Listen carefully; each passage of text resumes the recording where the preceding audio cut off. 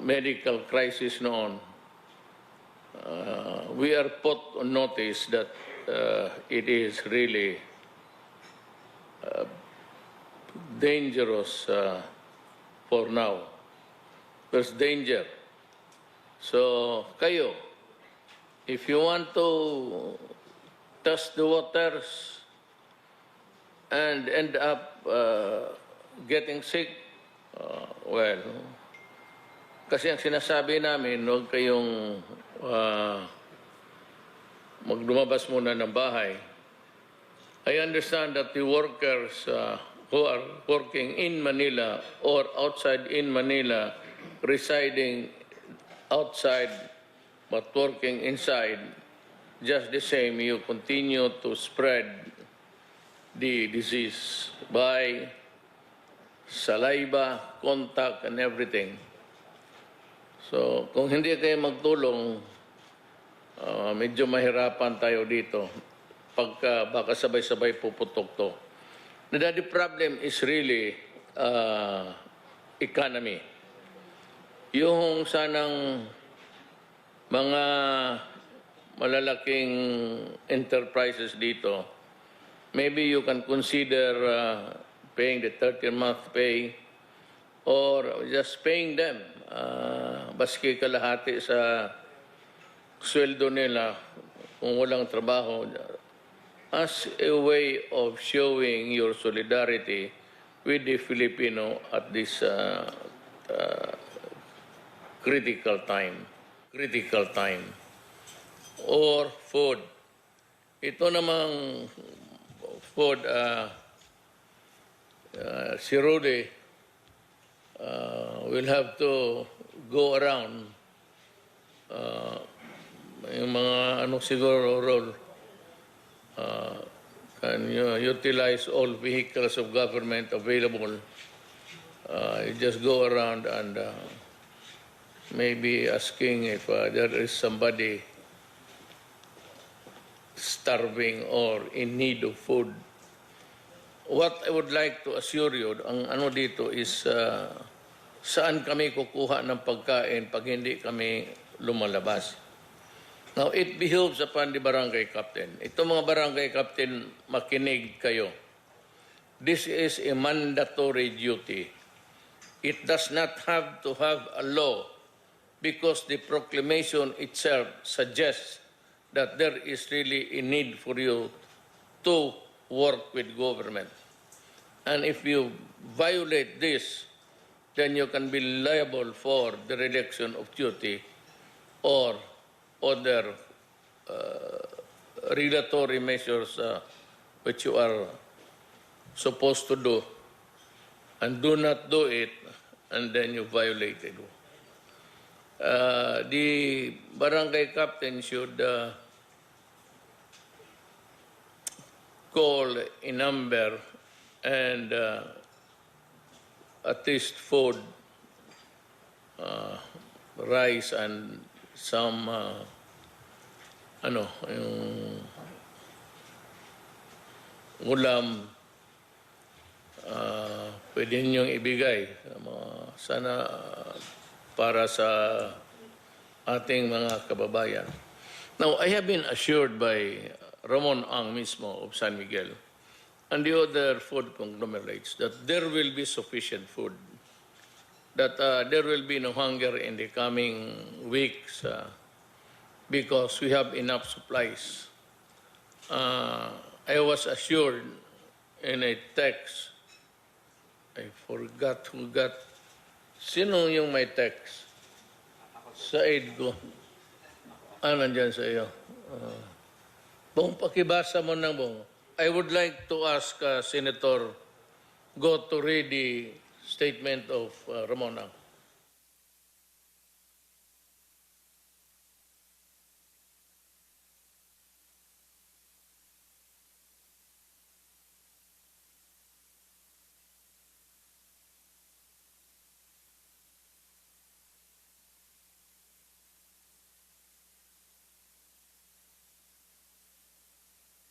Gratitude publicly to Mr. Ramon Ang for his good grasp of the problem kung nakuha niya. It's not a matter of food, it's not a matter of getting back your capital, it's not a matter of business, but it's a matter of helping one another. Mukhang it leaves a bad taste in the mouth, but and I'd like to mention the big companies. Yung malaala ko lang, we have our I know that meron tayong undercurrent, but that is not a personal one for you and for me, but it's one for the people. It was an issue of people's interest. But I'd like to address yung mga mayayaman. Like for example, ikaw, Pangilinan, and the Ayalas, and sila Quezon sa itong mga big companies, Robinsons. You might be able really to alleviate the situation by just understanding also the plight of the workers who are not working now and lawfully are not really in a position to demand. But I said, kayo na lang umiintindi. And if you try to help, kindly tumulong na lang kayo. I will designate somebody after this meeting because there will be changes in the structure. Hindi naman nagbago. Hindi ang structure lang ng task force. So, with that, may I be allowed to just read my speech or my talk with the people of the Republic of the Philippines. My dear countrymen, as of 9 p.m. today, the confirmed cases of COVID-19 in the Philippines has risen to 140 with a death toll of 12. Still low. It is a figure that is rising day by day beyond our borders, and the whole world has been shaken by the spread of this disease. At first, it was China and the East Asian region, which is still in the midst of a crisis as we speak. But now, according to the World Health Organization, the epicenter has shifted to Europe. Wala rin tayong magawa. Alam mo, we want to do business, we want to make money, we want to move, but there is no interaction now, and there is no trade to speak of, and there are no flights going out, in, and for you to do business. In other words, if you go there, you are alone. And please understand that we are talking to you honestly and in good faith. To address this crisis, I place the entire country under a state of public health emergency. And that is why mayors now can go ahead and issue not really ordinances, but executive orders to make the environment of their municipality more conducive to a healing process. Hindi mo na kailangan ng mag-convene ka pa ng government, city council ka, because with this public health emergency, you can, as the mayor responsible to execute the laws of the land, the ordinance plus the laws of the national government. So, hindi mo na kailangan dito na maghingi pa kayo, maghintay pa kayo ng because I've read somewhere, or maybe I've heard it over the TV, radio, na yung ibang munisipyo naghihintay pa. With this emergency, hindi na po kailangan. Just go ahead and the mayor will do it for us. Para walang, tawag ito, let me get to, para wala masyadong rokos, walang debate, isa lang, one line lang ngayon, mayor lang muna. And he can come up with any measure to protect public health, public interest, public order, public safety, and whatever is needed to make life more livable in your place. As long as you are in good faith. Sa akin, no, hindi na kailangan. I don't know, there's always a smart aleck in this country. Just for example, meron dalawa kaagad sinasabi, they go to the opposite side by saying, yung mga polis, hindi kayo pwedeng maaresto kasi gano'n. You know, you don't have to say that. Ano mo lang, you'd encourage people to assert something na kunting bagay lang, magipag-away sa pulis. Correct. You cannot be arrested if you are out. But if you are advised to go home and you grapple with the police with words and ultimately it comes to dalhin ka sa stasyon for a public disturbance or disobedience to a lawful authority, pwede ka talagang dalhin sa istasyon. At kung dumaban ka sa pulis, it is a direct assault. But itong may mga dalawa kasing para marinig lang. Sabi na hindi kayo dapat hulihin ng pulis. Ang problema, because you are confronted. In ordinary times, there is really no need to be talking about it publicly just to be heard. Para lang marinig ka ng tao, makiksaw-saw ka. Ayaw mo magpaiwan sa mga isyo, so gusto mong sumali rin para marinig ka, meron akong contribution. Ito yan, ha. Huwag mong ganunin ang tao. Just say, obey. Kaya kung sabihin mo, hindi ka pwedeng hulihin, hindi ka pwedeng, and then you are advised, and you become a hothead, makipagtulakan ka sa pulis, kung sabihin ka dito ka magdaan, dito ka, huwag kang pumunta dyan, because you are not allowed, there is now a ban. Tapos, upon the advice of this, mga tao talaga na ayaw ang pahuli. Alam na mga tao, bright kayo. At alam ninyo, bright kayo. Mga tao lang pati kayo. Hindi kami kasali. You seem to give a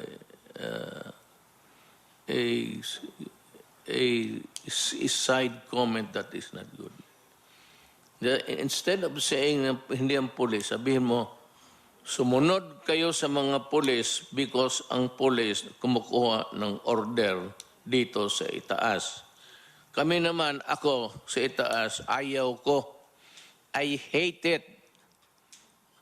Ayaw ko makipag-ano sa kapwa ako tao. But the problem is there is a crisis.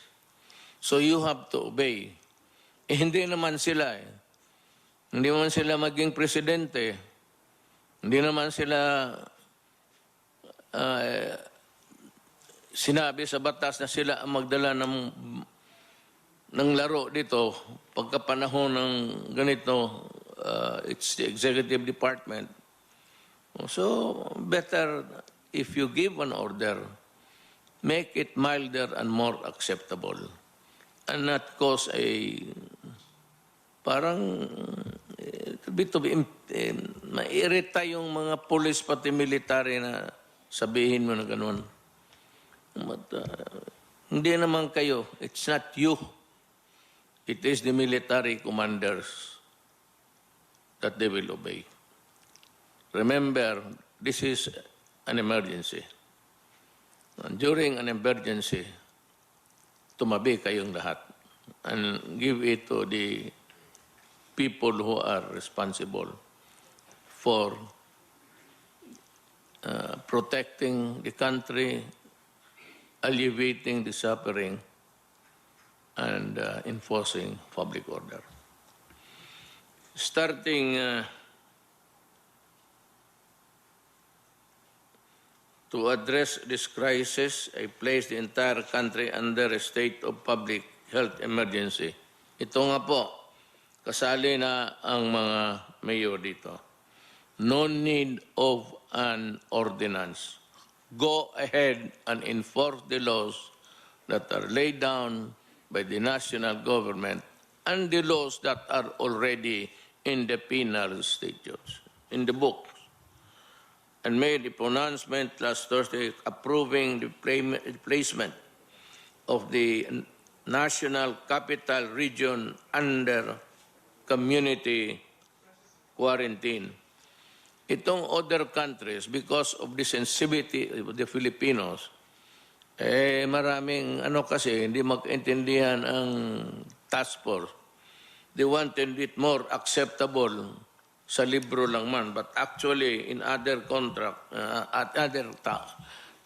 countries, it's really a lockdown. So, dito muna tayo, paano natin mapigilan ang contagion? Kung sige kayo labas ng labas, tapos you mingle with others, makita mo naman the crowded queues that are being created by ang gustong sumakay. No. Whether you like it or not, you have to be near people. And there will be contact as a consequence. So you cannot avoid people-to-people contact, the very thing that we are not allowing because it will spread the disease. Kung maaari lang po, stay home, and for the businesses, pagka lumala ito, sa bagay, day-to-day ang conference, tignan natin, pag lumalala ito, you better close down your business. That's an order. Because you will also help in propagating the disease instead of helping. Yan ang order ko sa inyo. Starting yesterday, what has been in effect has been a general quarantine which allows the substantial freedom of movement within NCR and even allows the transit of people to and from the NCR for purposes of work and other essential services. Kaya ngayon, pupunta ka doon sa trabaho mo, whether you like it or not, it's a working place, you are there. Pag inatsi ka, makuha ng lumilipad yung the virus. Sabi nila, yung virus, kinokorek ako. I would like to pronounce it, kasi galit ako. Sabi ko, saan itong virus na ito? So, ganoon na lang, ang tawag ko sa kanya, kasi galit ako, virus. Well, lumilipad dyan everywhere, especially in cramped and not well-ventilated places. So, you run the risk of going home, giving it to your children, and then your children the next day will play with other children. We cannot really control the contagion perfectly. We want it to be perfect, but there will be the downsides. food, yung isa. Yung isa naman yung sweldo ninyo. Kaya kung nakikiusap sa malalaking negosyo, magtulong na lang kayo at yung mga suppliers ng dito sa mga sari-sari na manggaling sa inyo, kindly help so that there is at least a economy working around. Kung if this can be done by your skeletal force. Huwag yung lahat, yung mag-assign lang kayo ng mga tao na kukunti to minimize at least kung ilan lang ang lalabas with the social distancing, baka mapababaan natin itong delikado na sitwasyon. Isa naman, we have the DSWD under General Bautista. Siya yung mag-ikot through the barangay captains. Barangay captains, you have mabigat itong trabaho ninyo ngayon. Pareho tayo. I am not saying that you should work also. No, you are mandated to work.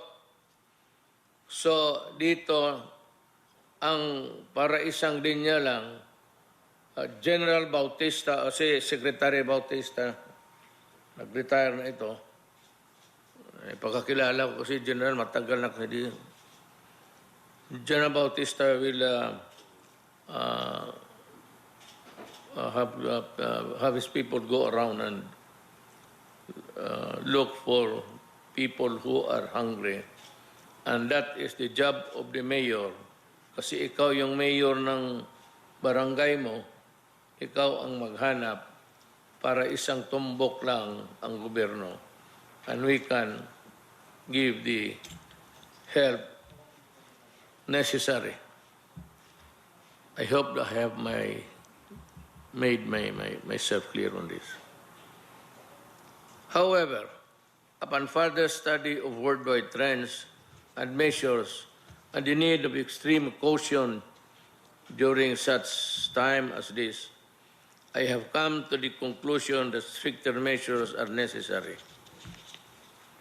For this reason, pursuant to my powers as President under the Constitution and Republic Act 11332, I am placing the entire mainland of Luzon under quarantine until April 12, 2020, coinciding with the entire end of the Holy Week. So pati na ang Luzon, kasi sa ibang lugar may pumuputok na. And since we do not have the luxury of time of waiting whether or not it is really true or validating that there is really such a connection or a contagion somewhere, hindi ako pwedeng I cannot go into a guessing game. See, I have to act. And better, baski na kung di wala mangyari. But if there is already contagion and there are cases which need to be attended to, then government can move faster. It's better to assume that it is true because what you would need only is the validation. At makagalaw na kaagad tayo. But let me make this clear. This is not martial law. Under the Constitution, martial law is declared when there is invasion, rebellion, or public safety requires it. Alam mo yung itong mga ganito, when you are the freedom of movement is sometimes curtailed. Sabihin ng mga tao, martial law. This is not a martial law. Martial law is yung rebellion, may away, itong public safety requires it. Ngayon, kung may invasion, ganun rin, martial law. But tulad dito, walang invasion, walang rebellion, and public safety does not, public safety requires it. Itong but-an kasi, so hindi ito kailangan natin. Hindi ito martial law, huwag kayong matakot. Walang magdi-display ng baril dyan except yung mga member ng armed forces o police. Ang kalaban natin pag martial law ay ang mga tao na sumasalakay at naghihimagsik. Pero sa panahong ito, ang kalaban natin ay tayo at ang sakit na COVID. But let us make no mistake. We are in the fight for the lives. We are at war against a vicious and invisible enemy, one that cannot be seen by the naked eye. In this extraordinary war, we are all soldiers. Lahat po tayo ay sundalo sa digmaan nito. Bata man o matanda, lalaki o babae, bawat Pilipino, anumang estado sa buhay, ay maituturing na sundalo sa digmaan na ito. Of course, the formalities of our doctors, health professionals, and health workers, to whom we will forever be thankful. In due time, we shall express to them our gratitude in a more tangible way. When this crisis is over, in the meantime, I have directed the DBM and DOH to find a way to best compensate our health workers. You know, the last time I saw, we had a meeting, and I saw Andrea Domingo sa Pangkor. Sinabi ko sa kanya kung may pera siya. At sinabi ko, ibuhos mo yung pera nito kasi kailangan natin. So, Pagcor alone donated 2 billion for nibigay sa task force for the fight against COVID. Yun, pera yung nasa line agencies na nasa kanila na nandyan na yun. Ito pang dagdag. I hope na may pera pa tayo. I am sure we have. We have the money. Kasi sa administrasyon ko to, sinasabi ko sa iyo, may pera tayo. We've been able to save and we have been very sparing in yung mga gastos-gastos natin. Wala tayong, we do not have any expenses in government that are unnecessary or yung mga nakikita ko na which are projects which are bound to fail, talagang kinakat ko na. Sinasabi ko na wag yan. Maybe because without being really maghambog ako, hindi naman ako, dahil matagal kasi akong mayor at nakikita ako ang takbo ng isang bagay na yung, kung hindi karapat-dapat para sa gobyerno, pinuputol ko na kagad. Excuse me, Mr. President. Na-miss lang niyo mo ng isa ka pagbasa niyo mo, na-miss niyo mo ng nakag-circuit. Pakibasa na lang sa ulo. Wala ako dito. Yes na. Dari nilaktaw ka. Pakibasa lang aling pala. May si Senator Goma,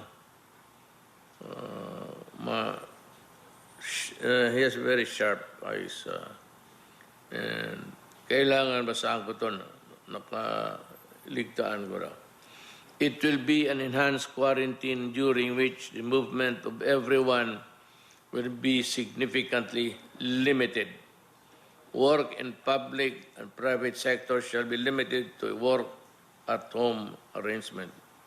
If such an arrangement is not feasible, kung pwede mo matrabaho ito, tingi sa bahay mo, okay.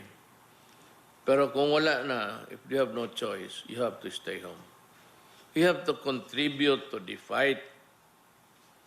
Lahat tayo may kontribusyon. Ako, ikaw, lahat tayo magbigay ng kanya-kanyang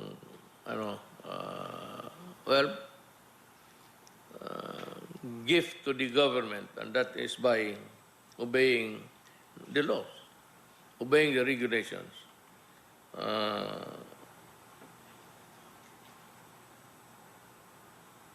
Everyone will stay at home, leaving their houses only to buy food, medicine, and other basic necessary for survival in the coming days. Only such establishment will provide these basic necessities and services will be open. Do not be scared about this. Huwag kayong matakot na ganito. Pwede man kayong lumabas, magbili ng pagkain, and if the eateries and the mga restaurants, mga karinderya are able to operate, so by all means, ang alam dito is huwag kayong mag-isa-isa. Total yung naman luto, mantika, yan eh. Kung may mantika ka dyan na bumubula, pakibuhos na lang yung virus dyan sa pagtaragis na kaya. Kaya I'm not changing nalit ako sa virus na yan. My fellow Filipinos, I fully understand the apprehension that you feel, and I know that it will be difficult to many of us in the next few days while this quarantine is in effect. Huwag kayong matakot. Ako na nagsasabi sa iyo, huwag kayong matakot.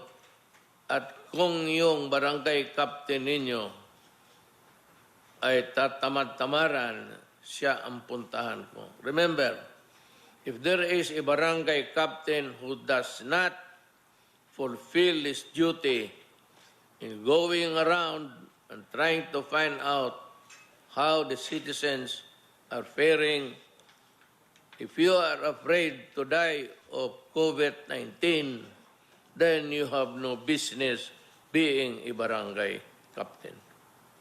Kami naman dito, ang military, which the coming days, sila rin, kung maglala ito, then kami, together with the rest of the military and the police, kung mamatay kami, kung pwede magdasal kayo, magdasal kayo sa amin. Pag ayaw mo rin, wag na lang. Okay lang. Yung mga kaibigan namin sa kabila, total, magkita man tayo sa impyerno balang araw. My fellow Filipinos, Resume nakabalik.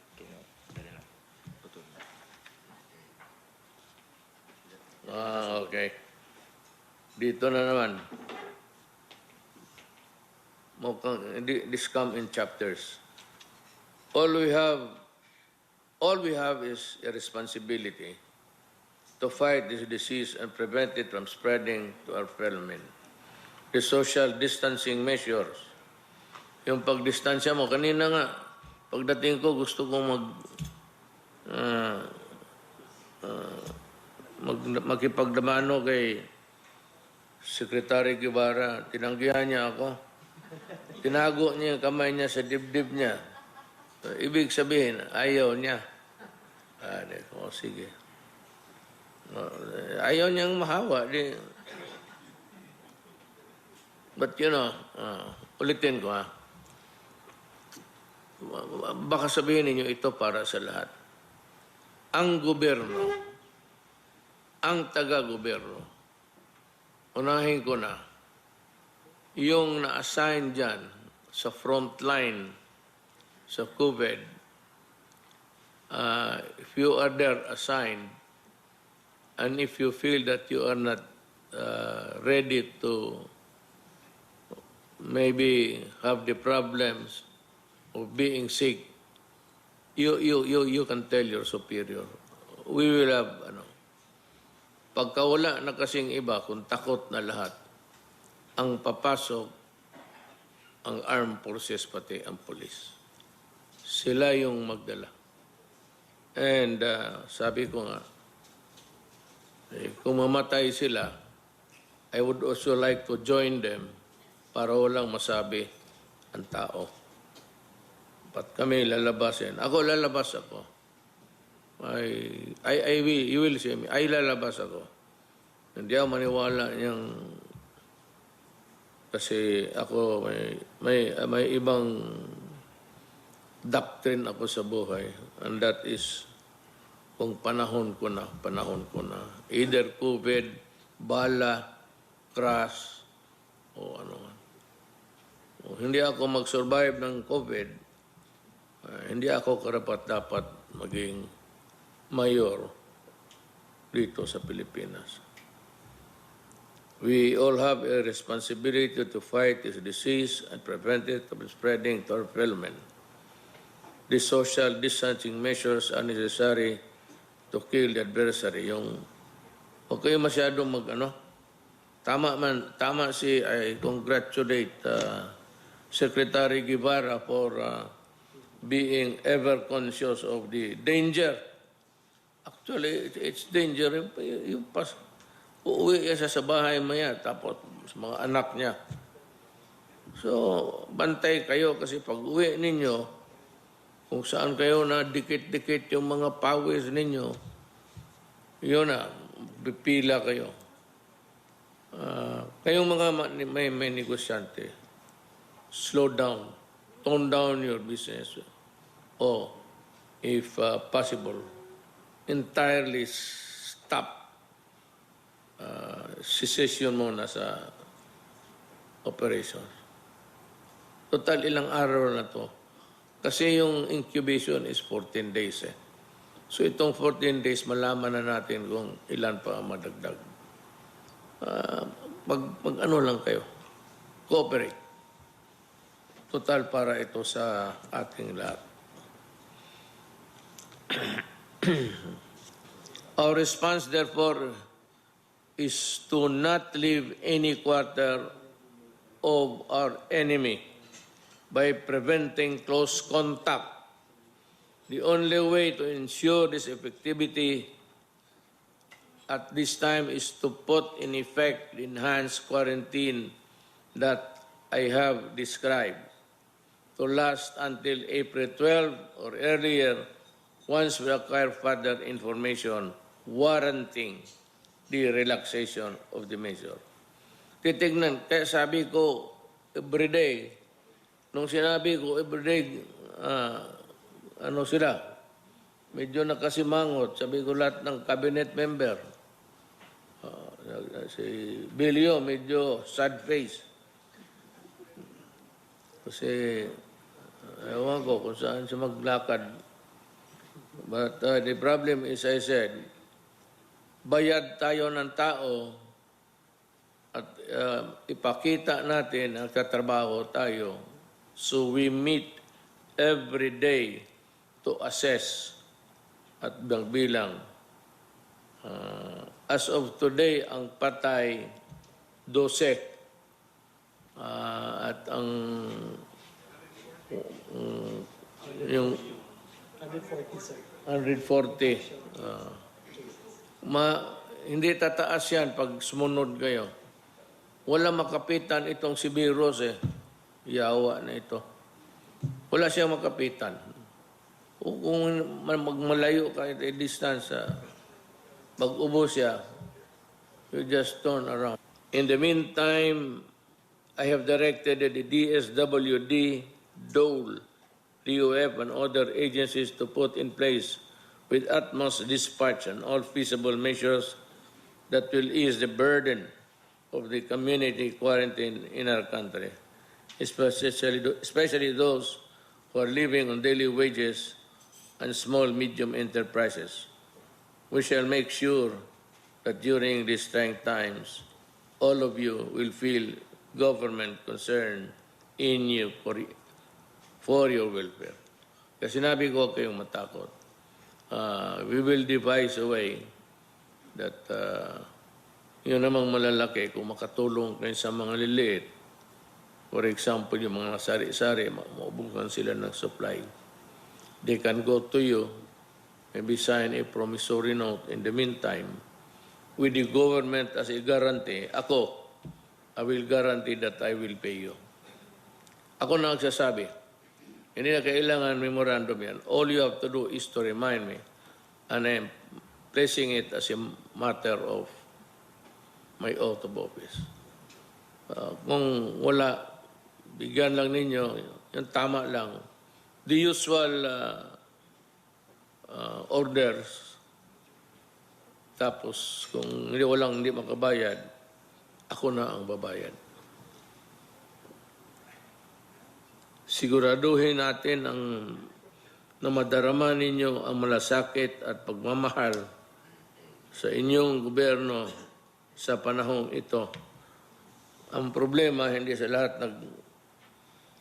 lahat nagmamahal ng gobyerno natin itong. Kaya ba mga NPA nagmamahal kayo sa gobyerno? Pag hindi tumulong kayo, distancing, at huwag ninyo muna galawin ang mga sundalo. Ano muna tayo? Yung ceasefire lang. Ceasefire muna tayo. Ako na ang naghihingi. Ceasefire. Kindly give me that. If you really want that we will be at all times on talking terms in this time of crisis, kindly cooperate and help. Mas mabuti pa tumulong muna kayo. I will repay you with a good heart in the coming days. To the private sector, I have this appeal. Magbayanihan kayo. Na kailangan, basta ang barangay captain. You know, we all have everything that you need. It does not mean to say that when you are sick, when you need medical attention, walang magdala sa iyo. Hindi yan. Hindi sabihin na kung may magwala dyan, walang pulis. Meron nga ng pulis nga nakakalat eh. And remember what I said. Obey the police and the military. Do not quarrel with them and do not start ruckus that would amount to a violation because you will be arrested and brought to prison.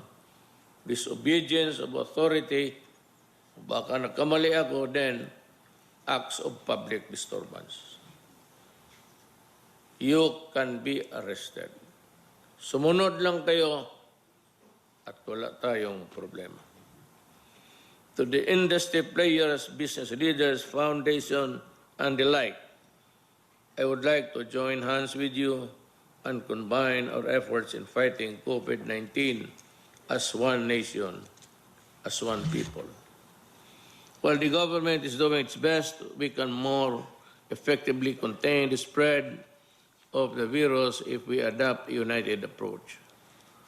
Maraming pwedeng maitulong ang pribadong sektor para mapagaan ang hirap ng ating kababayan sa ating bayan. Ito lang po ang pag-release ng 13-month pay kahit prorated lang. Yung i-divide mo sa mga buwan. Prorated lang, tulong na iyan ay ating mga kababayan habang naka-quarantine. Pagbigay ng moratorium on rental fees para sa mga renters and tenants. Huwag mo niyong bilangin yung araw na hindi makapagtrabaho, hindi makalabas yung ating mga kababayan. Hindi ko sinasabi batas ito. Hindi ko na sinasabi regulasyon ito. But sinasabi ko, kung ikaw ay Pilipino nagmahal ng kapwa mo tao, baka, you can mitigate the hardship. Wala na nga nakakulong na nga, wala nga nakain. So mag-isip pa sila. Ngayon, kung ayaw mo, huwag mong pilitin na magbayad. Patirahin mo muna dyan sa lugar niya, ako ang magbayad. Ganon rin. I swear to you upon my oath of office, I will pay kung hindi sila makabayad. Pagbibigay ng 1 month reprieve sa bills payments ng basic utility providers, gawan po natin ng paraan na mapagaan ang gastusin ng ating mga kababayan sa panahong ito at para maiwasan pa rin ang paglabas ng mga tao. But anyway, I have said I do not, my facility for the Tagalog dialect is quite terrible. Pero I hope that you can understand my language. Pagtulong ng big business sa mga small and medium scale enterprises. Tulungan din sana ng malaking kumpanya ang mga maliliit na negosyante para hindi mamatay ang kabuhayan nila. I urge our business leaders to find ways to help small businesses and ease the burden which is felt by the ordinary citizen right now. In relation to this, I would be happy that several big businesses and companies have already expressed their willingness to partner with government in this time of crisis. I've mentioned a little while ago the businesses that I think are already into the activity of helping our medium scale businessmen. So I hope I'll go around. So I hope that I will be able to see one of these act of a big business helping the small ones. Ngayon pa lang magpapasalamat na po ako sa inyong tulong. Maraming salamat galing po sa puso ko. My countrymen, again, we discuss our most potent weapons in this war against COVID-19 are not bullets or ammunition, but our compassion and consideration for our Filipinos in the next few years. Ito hindi ito giyera. Ang problema nito, yung bala ng sakit, yung mag-atching, mag-ubo, tapos whatever that will pass. Yung iba naman maghawak. Ito hindi ako nagpapatawa ha. At hindi ako nagbabastos ng tao. May mga Pilipino gano'n eh. Pagka sikma gano'n, gano'n sa kamay. Tapos kung ano yung pinakamalapit, kahoy, upuan, gano'n sa kamay. Marami yan. Marami akong nakikita na gano'n. Yung minsan, yung gano'n lang. Tapos gano'n. Si Iwan. If that person is already positive for investigation na lalala talaga ang sitwasyon natin. So those for those who are really into something like that, kindly avoid.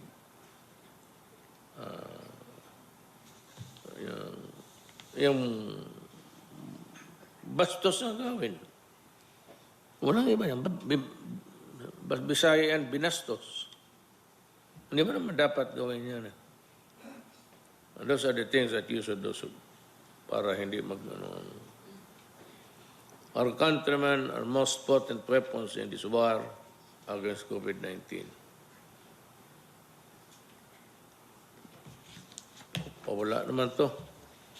As I have said before, they are not our enemy. They are simply to ensure the movement of every person during the next few weeks.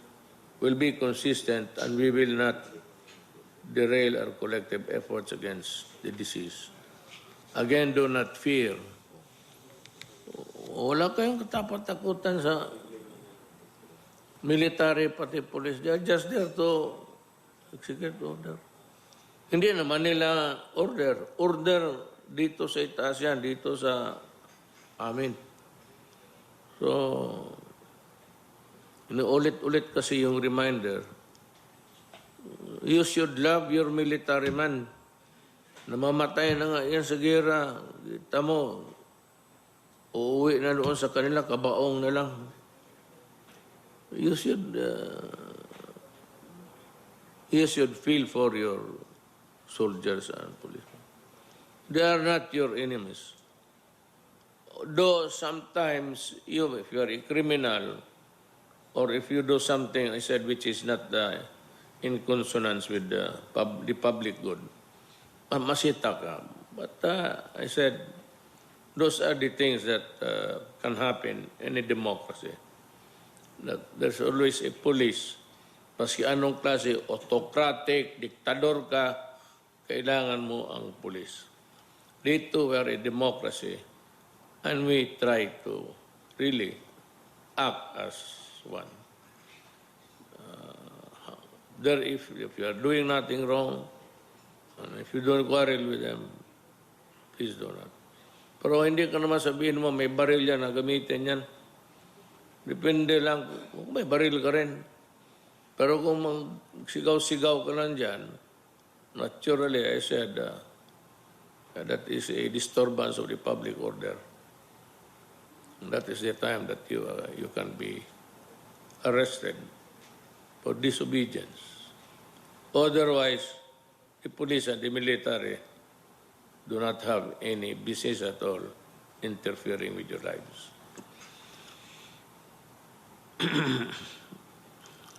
Kung dito na lang, mag-shortcut na lang, haba eh. As I end, I solemnly urge everyone to pray to the Almighty God, who has the power to defeat every enemy, visible or invisible. Pray for all doctors and health professionals and workers.